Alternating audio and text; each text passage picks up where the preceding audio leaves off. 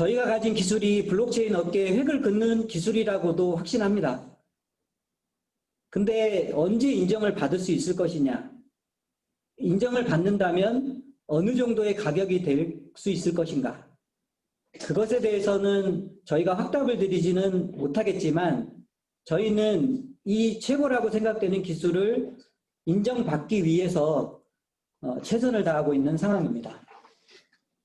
아시는 것처럼 로커스 체인은 실용 가능한 고성능 퍼블릭 블록체인입니다. 이전에는 이게 목표였다고 한다면 지금은 기술로서 완성했다고 저희는 자신합니다. 아시는 것처럼 한 달 반째 현재 기술 개발을 마치고 테스트넷을 운영 중입니다. 여러분들께서도 직접 테스트넷에 참여를 해 보신 분도 계실 테고요. 아니면 뭐 잘 돌아가겠지. 아니면은 좀 복잡하니까 알아서들 하겠지. 이렇게 생각하시는 분도 계실 겁니다. 제가 직접 테스트넷 중에서 하나의 기능을 시연해 보여드리겠습니다.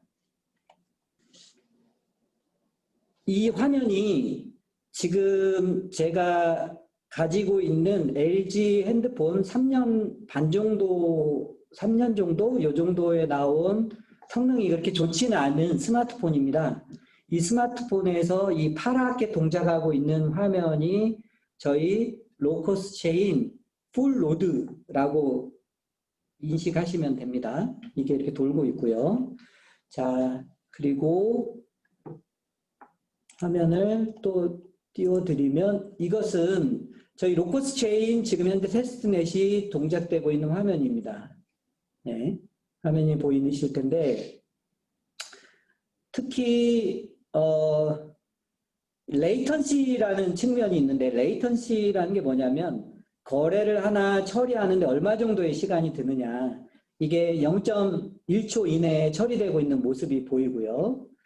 그리고 이 화면은 샤딩입니다. 다이나믹 샤딩인데 물론 저희가 완성한 다이나믹 샤딩을 조금 테스트넷에 맞춰서 보여드리고 있는 겁니다. 이유는 뭐냐면 저희가 생각하는 블록체인 세상은 지금 현재 비트코인이 채굴기가 약 한 18,000개 정도가 돌아가고 있습니다. 그런데 저희 로커스 체인이 동작될 환경은 18,000개가 아니라 수십억 개의 IoT 디바이스에서 채굴기가 돌 수 있다. 이런 것도 감안을 하고 있습니다. 그래서 기술적으로 수억 개 이상만 되더라도 수백만 개, 수천만 개만 되더라도 각각이 통신하는 그 네트워크 트래픽이 거의 통신 네트워크를 거의 마비시킬 정도가 됩니다. 그래서 저희가 이제 다이나믹 샤딩이라고 하는 거는 네트워크를 이렇게 쪼개는 기술인데요. 현재 이 네트워크를 이렇게 그룹화하는 겁니다. 지금 이 그룹화 되어 있는 네트워크의 채굴기는 네모박스가 채굴기를 의미합니다. 채굴기가 몇 개 안 되죠. 저희가 테스트넷에 맞춰서 이렇게 동작될 수 있게 보여드리는 거지만 요 정도 제가 색깔 칠해놓은 요 한 샤드에 한 1000개 정도의 밸리데이터가 채굴기가 동작되는 것을 가정하면서 개발이 된 상태입니다. 그리고 이 색깔별로는 각각의 샤드를 의미를 하고요. 지금 현재 4개의 샤드로 쪼개져서 동작을 하고 있는 모습이 보입니다. 자, 그렇고 지금 이쪽에 보이는 화면은 거래가 성사가 됐을 때 거래가 여기에서 이제 얼마나 빨리 도착하는지를 확인할 수 있습니다. 자, 그래서 제가 제 핸드폰으로 한번 보여드려 보겠습니다. 다시 저걸 켜주세요. 네.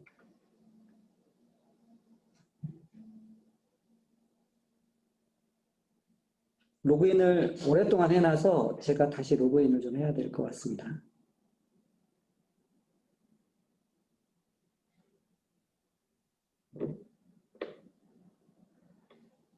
저희가 생각하는 블록체인의 문제점 중에 하나가 너무 느리다라는 것이죠.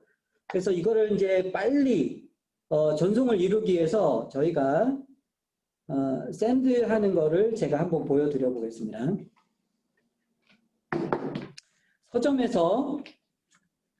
서점에서 책을 샀다고 가정을 하겠습니다. 그러면 요즘 많이 하는 결제 방식 중에 하나인 바코드 결제가 이루어질 수가 있겠죠. 네. 자, 그러면 바코드를 찍었더니 200개의 로커스를 지불을 해야 된다라고 하겠습니다. 자, 그러면 제가 실제 서점에서 바코드를 찍어서 200개를 전송 처리를 한다고 했습니다. 자, 그러면 그 순간 200개가 전송 처리가 됩니다. 자, 다시 한번 제가 오늘 날짜가 며칠이죠? 10일인가요? 11일. 네. 11일 11개를 한번 보내보겠습니다. 11개를 보내보면 11개가 도착했죠. 자, 이게 굉장히 간단한 시연입니다. 스마트폰에서 저희 채굴기, 즉 풀 노드가 동작하고 그냥 소매점에서 결제를 하듯이 결제를 QR코드로 했을 때 빨리 전송 처리가 0. 몇 초 안에 처리가 되는 모습을 볼 수 있습니다. 자, 다시 설명으로 돌아가 보겠습니다.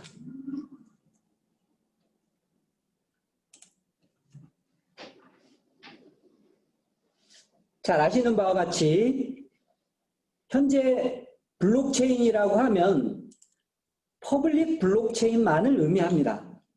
그런데 퍼블릭 블록체인의 대표적인 비트코인과 이더리움이 너무 느리고 확장성이 떨어집니다. 확장성이라는 것은 사용자가 늘어났을 때 문제가 있느냐 없느냐를 따지는 건데요. 안 그래도 느린데 사용자가 늘어나니 더 느려지는 문제가 생긴다는 거죠. 그리고 요즘 이더리움 ERC20 토큰 전송해 보시면 알겠지만 수수료가 너무 많이 올랐습니다. 그래서 지금 수수료 더 붙이지 않고도 비트코인 전송 하나 하는데 이더리움 전송 하나 하는데 보통 한 4,500원 정도가 들어간다.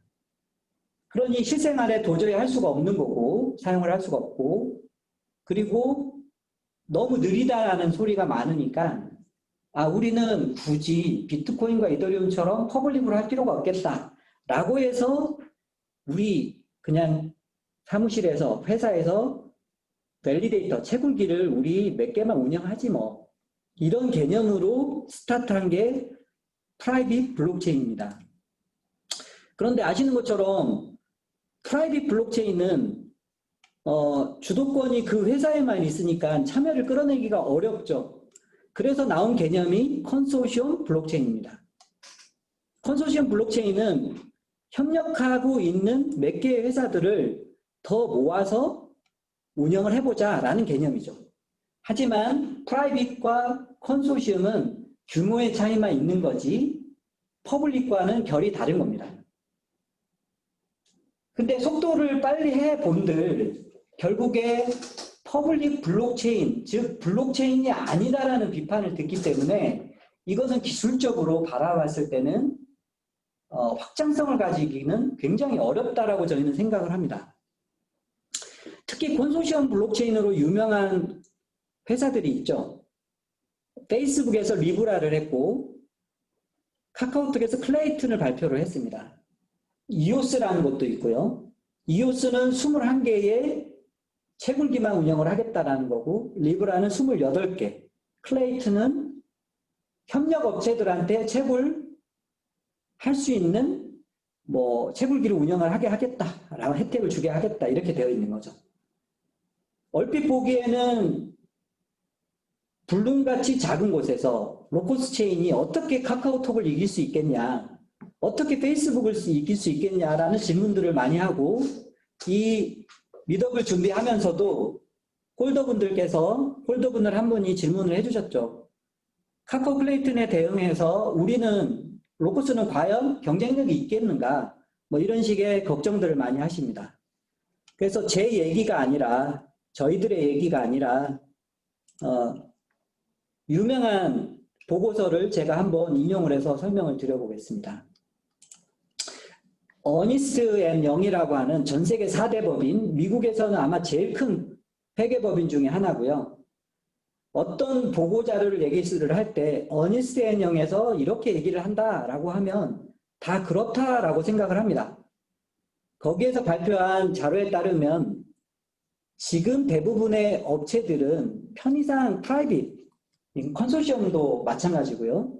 이런 블록체인을 쓰는데 머물러 있는 수준이 파일럿 프로젝트에 불과하다는 거죠. 그리고 다른 데서 만들어 놓은 프라이빗 블록체인, 즉 다른 데서 만든 컨소시엄 블록체인을 쓰는 경우는 고작 1%에 불과하다는 겁니다. 자, 무슨 얘기냐면 라인에서 컨소시엄 블록체인을 만들었다고 해서 카카오에서 절대 쓰지 않죠. 카카오에서 만든 거는 라인에서 쓰지 않고 텔레그램에서 쓰지 않습니다. 마찬가지로 티몬에서 만든 테라라고 하는 블록체인 그 토큰을 쿠팡에서 쓸 리가 없고요. 옥션에서 쓸 리가 없습니다. 이거는 결국에 블록체인이 탄생하기 이전으로 가서 그 회사가 쓰는 클라이언트 서버 환경을 그대로 가지고 서로 경쟁하는 것밖에 되지 않습니다. 그래서 결국에는 상호 호환성의 문제, 즉 권위를 주는 한 회사의 권위가 아니라 대중이 인정하는 권위를 누구나 가지면서 전체를 호환할 수 있는 블록체인은 결국에 퍼블릭 블록체인밖에 없다는 거죠. 그래서 이 보고서의 요지는 뭐냐면 결국에 지금은 프로토타입, 파일럿으로 잠깐 프라이빗 블록체인, 컨소시엄 블록체인을 쓰는 경향은 있지만 개선된 퍼블릭 블록체인이 나온다면 모두 이 퍼블릭 블록체인으로 대체될 거다라는 예상을 하고 있습니다. 이거는 저의 주장이 아니라 아까 말씀드린 어니스트 영의 블록체인 관련 유명한 보고서에서 인용하고 있는 내용입니다. 얘기를 요약하면 지금 대부분의 시스템이 프라이빗 블록체인, 컨소시엄 블록체인을 이용한 파일럿 수준에 그치고 있으나 개선된 퍼블릭 블록체인이 나올 경우 그 시장을 장악하게 될 거라는 겁니다. 그게 누가 될지는 모르지만 그 퍼블릭 블록체인이 나올 경우 해당 퍼블릭 블록체인이 시장을 장악할 것이다 라고 예상을 하고 있습니다. 그야말로 구글이 검색 시장을 독점하듯이 국내의 경우 네이버가 검색 시장을 독점하듯이 위너가 나온다면 그 시장을 독점하게 될 텐데 한 보고서를 인용하면 2025년도까지 블록체인 마켓 사이즈는 약 60조에 달할 것으로 예측하는 데가 있고요. 무려 100조를 넘길 거다라는 예측도 있습니다. 이 중에 전체를 장악하지 않더라도 1, 2%만 장악을 하더라도 전체 시장의 사이즈 중에 상당 부분의 큰 시장을 저희 로커스체인이 차지할 수 있다고 저희는 생각을 하고요. 로커스체인이 그 기술, 개선된 기술의 완벽발이라고 저희는 주장합니다. 이걸 인정받으면 대규모 투자는 들어온다고 생각하고요. 투자라는 것은 이러한 기대치가 있을 때 들어온다고 생각을 합니다. 그리고 항상 기대치를 가지고 투자는 주식 투자하실 때도 마찬가지지만 선제적으로 이루어진다고 볼 수 있습니다. 암호화폐가 부정적인 이미지를 가지죠. 하지만 블록체인은 향후의 미래 기술로 각광받는 상황이며 블록체인이 미래의 핵심 기술이라는 걸 부정하는 사람은 아무도 없을 겁니다. 그런데 안타깝게도 전체 블록체인으로 얘기를 하지만 암호화폐, 즉 토큰 비즈니스죠. 전체 블록체인이라고 이름 짓는 것 중에 토큰 비즈니스가 거의 95% 이상을 차지한다고 보시면 됩니다. 흔히 얘기하는 유틸리티, 증권형, 스테이블, 결제 토큰입니다. 자, 이러한 토큰들을 이용한 비즈니스를 각 회사들은 하고 있습니다. 저희도 기술이 나오기 전에는 어떻게든 이런 식의 사업을 만들기 위해서 노력했고 그런 뉴스들을 내보냈던 것 같습니다. 하지만 저희는 명백히 이 토큰 비즈니스를 하고 있는 게 아니라 토큰 비즈니스의 내부에 돌아가게 될 코어 기술, 아까 말씀드린 개선된 퍼블릭 블록체인 기술을 만들려고 저희가 앞으로 해나갈 방향성은 하나하나의 프로젝트, 하나하나의 사업을 직접 저희가 전개하는 것이 아니라 이런 사업을 하고 있는 기업들과 협력을 해서 저희 기술을 라이센싱하고 저희 기술을 사용하도록 협력하는 일들을 해낼 것입니다. 물론 메인넷이 혼자 동작을 하게 되는 비트코인이나 이더리움 모델이라면 그 메인넷이 런칭될 때가 그 시작점이라고 볼 수도 있겠지만 저희가 이러한 대기업들, 큰 대기업들이 블록체인 기반의 시스템 혹은 블록체인 기반의 개선된 기술을 가져다 쓸 경우에는 지금 현재도 협력이 바로 가능합니다. 그래서 꼭 메인넷이 나와야만 이러한 사업들은 그때 가서 전개가 되는 것은 결코 아닙니다.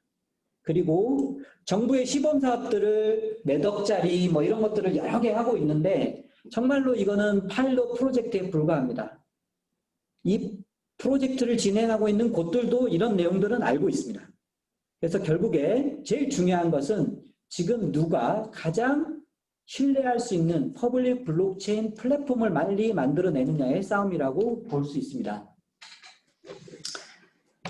현재까지 알려져 있던 다른 블록체인은 특히 퍼블릭 블록체인은 성능이 좋지 않고 확장성이 부족해 실용화되기 어려웠습니다. 그리고 잘 얘기하지 않는 이슈이지만 블록체인이 데이터를 저장하고 관리하는 수단으로 사용되기도 했습니다. 즉 블록체인은 데이터를 위변조하기 어렵다는 신뢰도를 줍니다. 그런데 그 신뢰도를 주는 방법이 꼭 퍼블릭 블록체인의 데이터를 기록해야 되는 것은 아닙니다. 그런데 대개의 프로젝트나 다른 블록체인들이 검증을 위해서는 데이터를 저장해야 되는 거 아니냐라는 식의 오해를 하고 있는 것도 사실이고요. 특히 데이터의 저장 구조가 저희는 기술적으로 데이터의 저장과 검증을 분리한 기술입니다. 그렇다 보니 향후에 기존의 레거시 시스템이라고 하는 클라이언트 서버와 그거를 그대로 병행을 하면서 저희 블록체인의 검증 기능만 쓸 때에도 성능을 다른 블록체인보다 훨씬 더 월등하게 성능을 낼 수가 있습니다. 블록체인 업계에서 퍼블릭 블록체인이 성능을 내지 못하다 보니 차선책으로 고민하고 있는 게 아까 말씀드린 컨소시엄 프라이빗 블록체인입니다. 하지만 블록체인 기술을 연구하는 그리고 글로벌 기업에서는 결국에 아까 보고서에서 인용했던 것처럼 이 컨소시엄 프라이빗 블록체인은 한시적으로 쓸 뿐 이거는 블록체인의 미래가 될 수 없다. 즉 중앙화 기술과 다를 게 없다는 비판을 그대로 인식하고 있는 상태입니다. 그렇다 보니 도대체 언제쯤 기술을 개선한 퍼블릭 블록체인은 나오는 거야? 나오기 어렵지 않은 거 아니야? 라고 회의적인 시각이 있기도 합니다. 이에 반해서 저희 로커스 체인은 탈중앙화를 완벽히 지키면서 즉 컨소시엄 프라이빗 블록체인 기술을 쓴 게 아니라 기존의 이더리움, 비트코인 지향했던 퍼블릭 블록체인 즉 탈중앙화를 완벽하게 지키면서 블록체인이 가지는 성능과 확장성의 문제를 모두 해결했습니다. 어떤 식으로 해결이 됐느냐? 성능의 문제는 크게 두 가지가 있습니다. 첫 번째, 처리량의 개념입니다. 처리량의 개념은 초당 몇 건의 거리를 처리할 수 있느냐라는 것을 의미하는데 4,000건은 보통 비자카드, 신용카드에서 좀 몰렸을 때 평균적으로 내는 속도를 얘기합니다. 4,000건에서 1만 건이라고 저희가 얘기 드리는 거는 데이터, 알고리즘 상의 데이터가 아니라 실제 현재 네트워크 환경을 고려했을 때 해결이 됐다는 거고요. 다른 곳에서 주장하는 TPS는 신뢰하지 못하는 게 이 네트워크 한계를 해결을 하려면 저희가 해결했던 다이나믹 샤딩 같은 기술이 도입이 돼야 됩니다. 그리고 저희는 다이나믹 샤딩 기술이 도입이 되어 있기 때문에 더 유리한 거는 향후에 네트워크 환경이 더 해결되면, 더 빨라지면 이 초당 철회 건수는 더 높아집니다. 그리고 더 중요한 거는 단일 거래 처리 시간입니다. 즉 내가 결제를 요청하고 나서 얼마 만에 빨리 결제가 되느냐의 문제입니다. 이거를 전문 용어로 레이턴시라고 합니다. 레이턴시가 지금 현재 테스트넷 환경에서는 0.1초 안쪽으로 나오고 있습니다. 그런데 실제 실행 환경에서는 좀 더 느린 네트워크들도 있을 거고 우리나라보다 네트워크가 좋지 않은 곳도 있을 거기 때문에 0.5초에서 7초 정도 될 것으로 예측됩니다. 더 중요한 이슈가 있습니다. 0.5초에서 7초라는 게 사용자가 많든 적든 이 속도가 그대로 유지된다는 겁니다. 이것이 그야말로 확장성이 해결됐다. 이렇게 얘기할 수 있는 것이죠. 다음은 잘 못 들어본 얘기일 것 같은데 저희는 기존의 블록체인이 이전의 데이터와 신규 데이터를 검증을 위해서 묶어놓는 구조이기 때문에 이전 데이터를 지우지도 못하고 그리고 다 가지고 다녀야 되기 때문에 효율성도 엄청나게 떨어지는 문제가 있습니다. 그런데 저희는 특징이 데이터 저장과 검증을 분리하는 원장 구조를 사용했기 때문에 성능이 월등하게 빠르게 나옵니다.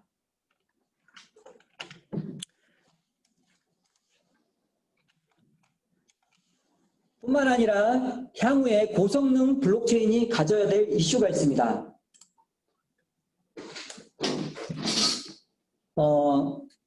빠르면 뭐하냐?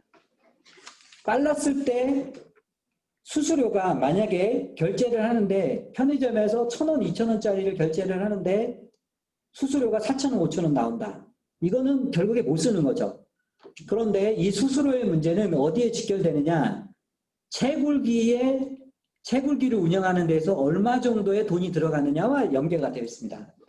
그래서 비트코인과 이더리움의 채굴기는 아시는 것처럼 왼쪽에 고성능 채굴기, 즉 GPU 카드가 이렇게 그래픽 카드가 굉장히 여러 장 달려있는, 여러 개 부착되어 있는 이런 고성능 채굴기를 쓰거나 지금 그 운영되고 있는 뭐 예를 들어서 대개 프로젝트들은 고성능 클라우드 컴퓨팅의 밸리데이터를 운영을 하고 있습니다. 그런데 여기 지금 보여드리는 이 화면 있죠? 이거는 저희 사무실의 복사기입니다. 복사기에 USB를 꽂는 데가 있는데 USB를 꽂았을 때 이 반짝이는 파란색 이 USB가 컴퓨터입니다. 저희가 이 안에는 리눅스라고 하는 OS가 돌고 있고요. 이걸 라즈베리 파이 스티PC라고 하는데 이 PC가 한 $30 정도 합니다. 그런데 여기에서 동작을 하고 있는 거고요. 그 다음에 스마트폰, 좀 전에 보여드린 스마트폰 화면에서 동작을 하고 있는 거고요. 즉 IoT 기기에서는 리눅스라는 OS를 쓰거나 안드로이드 OS를 되게 씁니다. 그리고 아이폰은 뭘 쓰느냐? 아이폰은 iOS라는 걸 쓰는데 그 안에 들어가 보면 리눅스입니다. 그렇죠? 그래서 저희가 다음에 좀 테스트해서 보여드릴 거는 뭐냐면 여러분들 많이 집에 갖고 계신 공유기입니다. 인터넷 공유기. 인터넷 공유기는 항상 인터넷이 연결되어 있고 항상 켜져 있습니다. 그런데 여기에서 밸리데이터가 도는 겁니다. 채굴기가. 그러면 뭐가 달라지는 것이냐? 여러분들 한 달에 한 3만 원 정도의 인터넷 비용을 내면서 집에서 인터넷을 쓰실 겁니다. TV를 쓰시거나. 그런데 로커스 코인을 나중에 구매를 하고 여기에 위임을 하거나 아니면 여기에서 채굴기를 돌리면 보상이 이루어진다는 거죠. 심지어 이런 식의 보상 개념은 차의 내비게이션에도 장착될 수가 있고요. 인터넷 가전제품에도 장착될 수 있고 인터넷 TV 셋탑박스에도 장착될 수 있습니다. 그야말로 획기적으로 채굴기가 IoT 디바이스에 실림으로써 결국에 운영 비용 자체가 수수료가 무료가 될 수도 있고 전 국민이 운영할 수도 있는 개념이 나오는 겁니다. 즉 모바일 기기에서 채굴기를 운영한다는 것은 진짜 핸드폰에서 운영하라 이런 의미가 아닙니다. 즉 무슨 얘기냐, 핸드폰에서 아까 조그마한 스틱 PC에서 돌아갈 만큼 기술을 갖췄다. 즉 CPU나 하드웨어 역량이나 네트워크 트래픽이 정말 좋지 않은 환경에서도 동작을 한다. 결국에 노드 운영 비용이 월등하게 적다는 것은 수수료가 적고 웬만한 거래에서 수수료를 무료로 해줄 수도 있다. 로커스 체인을 쓰는데 무료로 모든 결제를 할 수 있다. 택시에서 지불하는데 우버가 사용을 하는데 아니면은 외환으로 거래를 할 때 이런 것들이 전체 무료로 이렇게 될 수도 있고 IoT 기기에서 수많은 조그마한 트랜잭션, 마이크로 트랜잭션이라고 하는데 이런 것들이 이루어질 수도 있다. 그렇게 되면 블록체인의 네트워크 안정성은 엄청나게 높아진다. 향후에 저희가 꿈꾸는 세상은 전 지구에 블록체인이 동작을 할 때 그 네트워크를 지배하고 있는 것은 저희 로커스 체인 기술일 거다라고 꿈꾸고 있습니다. 그래서 향후에 이번에 정부에서 누들 정책을 발표했죠. 포스트 코로나 시대에 맞춰서. 그러면서 나왔던 개념이 데이터 댐, 마이 데이터라는 개념이 나왔을 겁니다. 즉 무슨 얘기냐, 티맵이라고 하는 데 있어서 티맵 그 내비게이션이죠. 거기에서 내가 내 운전 데이터를 그 보험회사에 제출하면 어떤 보험회사는 보험료를 깎아줍니다. 그만큼 나의 운전 데이터가 필요하다는 거죠. 근데 보험회사만 그럴까요? 교통관제를 연구하는 회사도 그럴 거고 사고를 아니면 정비하는 회사들도 이런 데이터가 필요할 거고요. 심지어는 임상 데이터는 제가 코로나에 만약에 걸린다고 치면 코로나가 걸린 사람의 데이터는 코로나 치료제를 개발하는 회사에서는 너무나 중요한 데이터가 될 거고요. 각각의 어떤 희귀병에 걸리는 분은 너무나 중요한 치료제를 개발하는 데서 중요한 데이터가 될 겁니다. 즉 내가 존재함으로, 내가 살아감으로 발생시키는 수많은 데이터가 그 데이터에 돈이 되는 거를 구글이나 이런 네이버나 이런 회사가 가져가는 게 아니라 정부가 챙겨서 나눠주겠다라는 개념인데 저희는 한 발 더 나가서 블록체인으로 이게 연결이 되면 여러분들의 소중한 데이터가 일에서 버는 소득과는 별개로 돈이 되는 시대가 온다는 겁니다. 그래서 내가 산 차에서 동작하는 블록체인 기술이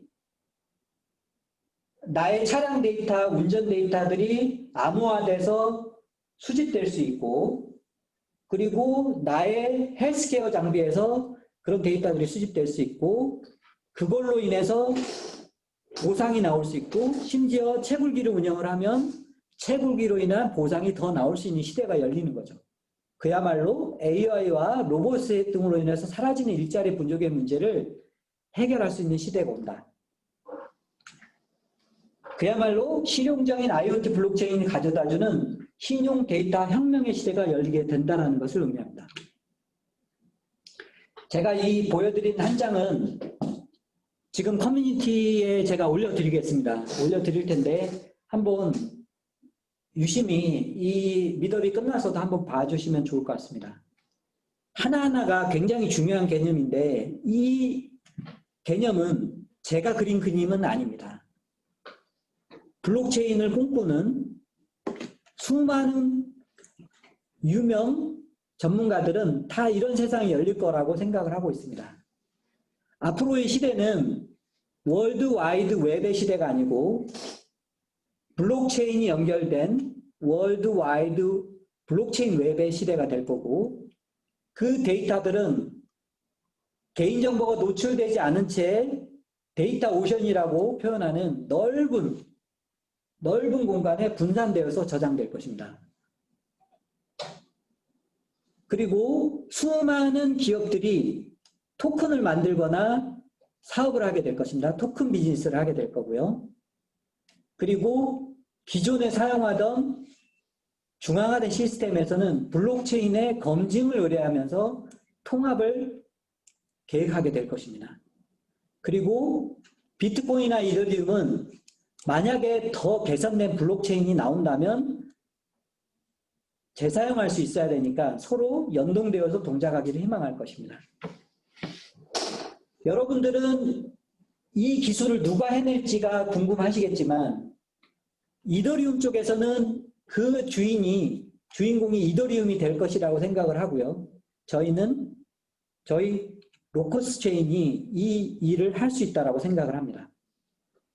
로커스 체인, 여러분들이 가지고 계시고 투자한 토큰은 향후에 저희가 코인이 나오면 코인으로 수합을 할 거고요.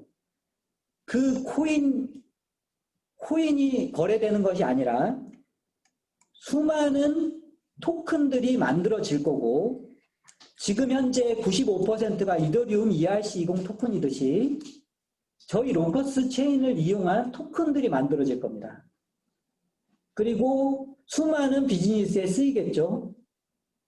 아니, 왜 이더리움에서 지금은 잘하고 있는데 왜 향후에 어떤 기술로 대체가 될 거냐. 결국에 아까 말씀드린 것처럼 처리하는데 몇 분 정도가 걸리고 몇천 원이 걸리고 실질적으로 처리를 완결짓는데 10분 이상 걸리는 거를 누가 쓰겠습니까? 바로 즉시 처리할 수 있고 수수료가 무료이고 이런 것들로 대체될 거라고 저희는 생각을 하는 거죠. 그 역할을 로커스 체인이 할 수 있을 거다. 자, 그래서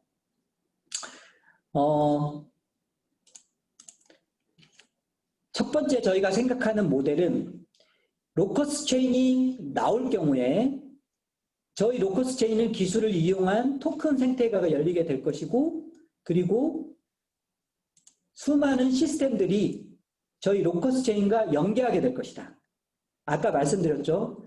저희는 이미 데이터의 저장 관리와 그리고 검증을 분리해 놓은 기술이기 때문에 레거시 시스템과 특별한 작업을 하지 않더라도 굉장히 빠른 속도로 붙일 수가 있습니다.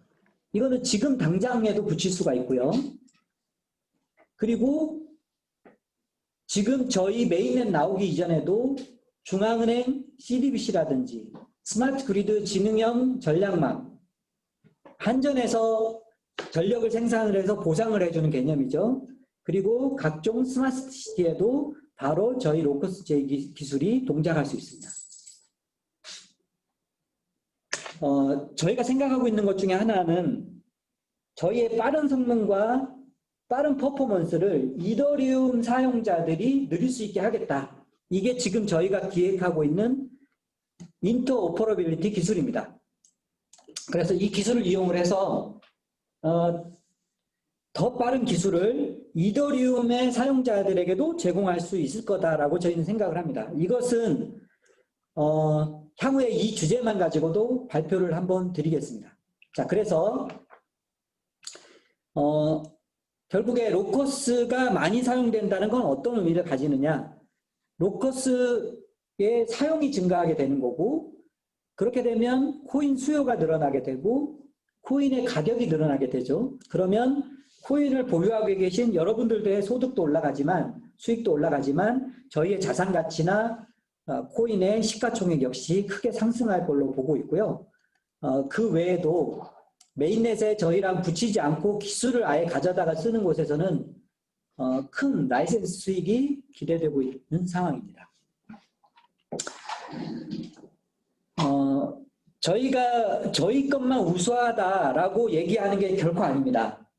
이 자료는 제가 오늘 자세하게 설명을 드리지는 않고 커뮤니티에 올려드리겠습니다.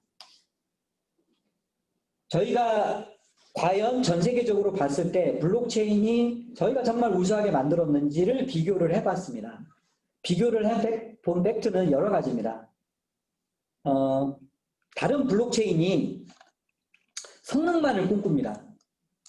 근데 성능만을 꿈꾸다 보니 탈중앙화를 좀 훼손해도 되는 거 아니야? 라는 접근을 하지만 저희는 그렇게 접근하지 않았고요. 그리고 고성능이 됐을 때 발생되는 문제가 있습니다. 고성능이 되면 채굴기가 보관해야 될 원장의 크기도 급속도로 늘어나고요. 네트워크 트래픽이 정말 마비될 정도로 많아집니다. 그리고 양자 컴퓨팅에도 대응할 수 있어야 될 테고요. 그래서 저희는 비교를 할 때 이런 이슈들이 모두 충족되고 있는지를 살펴봤고요.